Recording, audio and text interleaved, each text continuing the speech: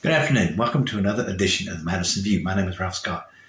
I just read an article, an opinion article written by a guy who described himself as a libertarian, saying that Democrats did not respect democracy at all because they wanted Trump pulled off the ballot in Colorado.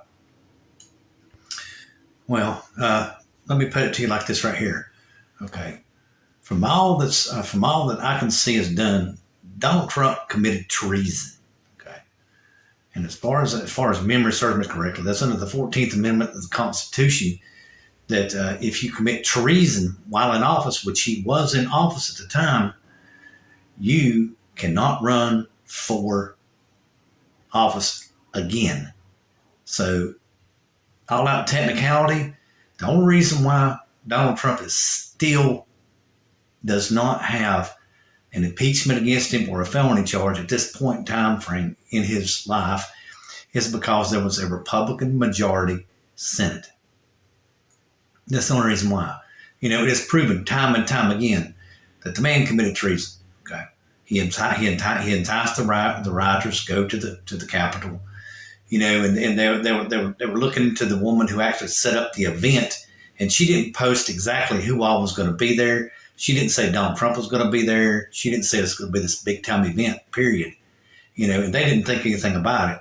But more so than anything else, nobody really believed that somebody would try to storm the Capitol.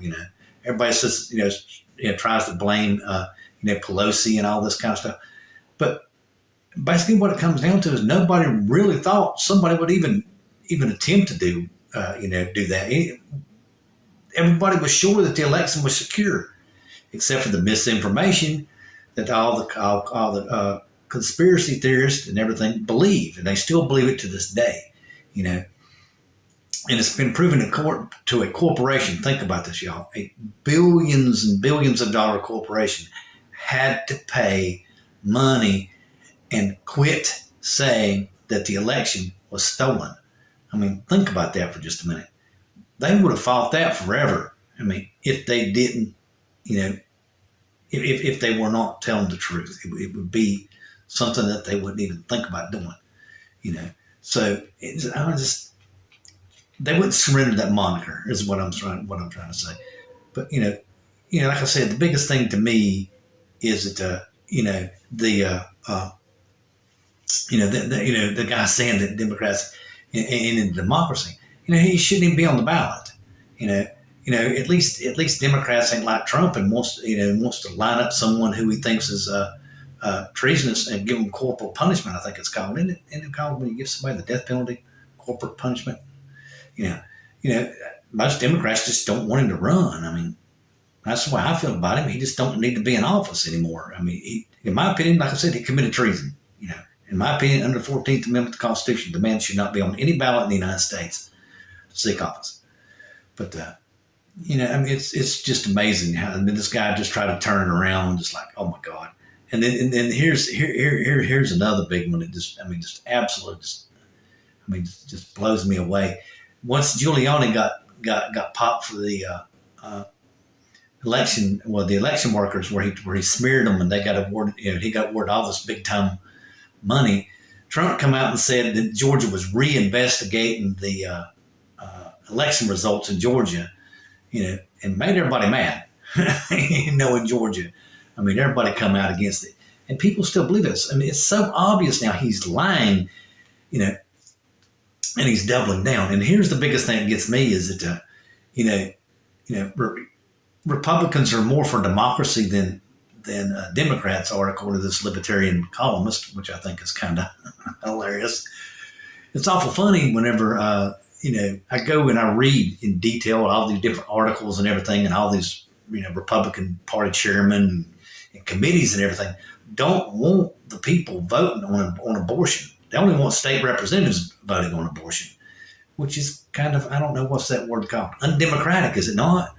They're trying to say they're for the democratic process, but they're not. An individual right, in my opinion, should be held on a nationwide ballot, not just a statewide ballot, because it's protected by the federal government under the Declaration of Independence of the Constitution. So, it is, it's basically what it comes down to is, you can say as you wish, but the whole entire abortion thing is forcing someone's religious opinion and belief on someone else. Okay. And, the intolerance of Donald Trump and the undemocratic process of Donald Trump, which is what it comes down to. You can say as you wish, it's undemocratic. If he isn't willing to negotiate and compromise and fit people in, about the border thing. It's like he's talking about immigrants are poisoning their blood, which, I've read this numerous times, and people just now in the news are just now seeing it. I mean, I've seen it for a while now. Because he said it back in 2016, but everybody thought it was a fringe candidate and he wouldn't win, but you don't realize that the fringe has taken over the Republican Party. Like I said, the Republican Party has become a cult. It really has. It's no longer a viable political option, in my opinion. But and again, whenever you sit there and assume that just because somebody comes from a Muslim country, or even if they're a Muslim, that they don't like America, so you're going to throw them away and won't let them come in the country. Let me ask you this question right here. You don't like being forced into stuff, right? Nobody does. What makes you think that those people that live in those theocracies like Iran and Lebanon and Gaza, and you just name a few, actually want to live there? Maybe they just go to church or the mosque or whatever they do have to do to say that they're a Muslim, because it's the only way that they feel like they can stay alive. They're in fear for their life if they don't do it. They don't have the religious freedom that we have, and they desire it. You ever thought maybe that's the reason why they come over here? They're going to respect your religious freedom if you respect their religious freedom. I'm not saying everybody's going to do that. Nobody's perfect. In generations from now, who knows what will happen? People might change their mind or something. I don't know, but that's the biggest thing. You say you're for the Constitution and democracy and everything. Republicans are so great and dandy. Well, you're tromping all over the First Amendment so bad it's pathetic. I mean, you ain't even nowhere near in compliance with it. And like I said, the biggest thing that gets me, you're trying to use the First Amendment saying you have freedom of speech, but freedom of speech has its limits, and it's very well known that if you go in a theater and scream fire and there is no fire, you can be charged for that. If people exit the theater, the business can charge you for it. You could be charged for that. You could be arrested, and I think you can even be put in jail, but I think for sure you would at least be fined. So if you're spreading false lies about the election and causing people to get hurt, which, you are, Nancy Pelosi, the Democratic congressman's staff in that one office in Maryland, a guy come in with a bat and beat people and everything, freedom isn't free, and it has also a responsibility with it. And I just don't understand why, which is what that guy was trying to say, is, just because Trump's spreading lies doesn't mean he shouldn't be on the ballot. Well, it does if he's trying to affect the democratic outcome of the process, which, yes, that's what all political candidates do. Yes, I agree with you, but not by spreading lies and conspiracy theories. That is undemocratic. You're trying to hoodwink and make people believe you on something that is false. So whenever they elect you, they're going to be not electing you under good faith. You are not manning the good faith of a candidate. The good faith is 90% of what keeps this country together. Is good faith. You can ask, any corporation, goodwill is almost invaluable.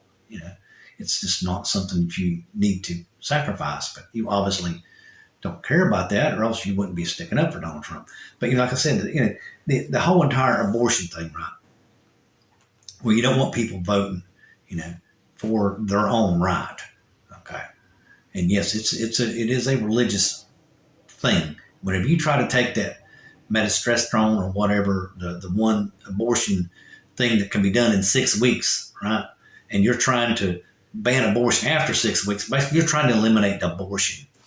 If you're taking away the means to do it within the 6 weeks and then still leaving it open, you are in effect trying to eliminate abortion. And you know why you're trying to eliminate abortion?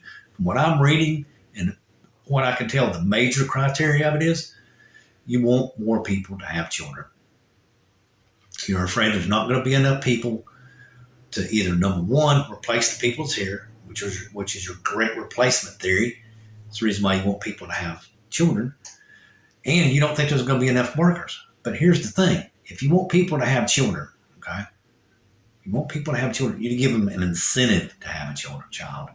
And the biggest incentive I can think of is you need to respect other people, and you need to pay people a decent wage. And you can also offer a financial incentive, which is what I'm planning on doing. Like I said, with my campaign, I'm going to introduce the bill in the House, to give people that are lower income levels, the extra money for a child, bring the child deduction up to the same as an adult. So it can be eliminated. You can eliminate a lot of the stresses and strains of family, in the lower income levels. In order for a person to raise a child, I don't know about you, but if I was 18 or 19 years old, okay, and I didn't have any money, the last thing I would want to do is make someone pregnant, because that baby would suffer.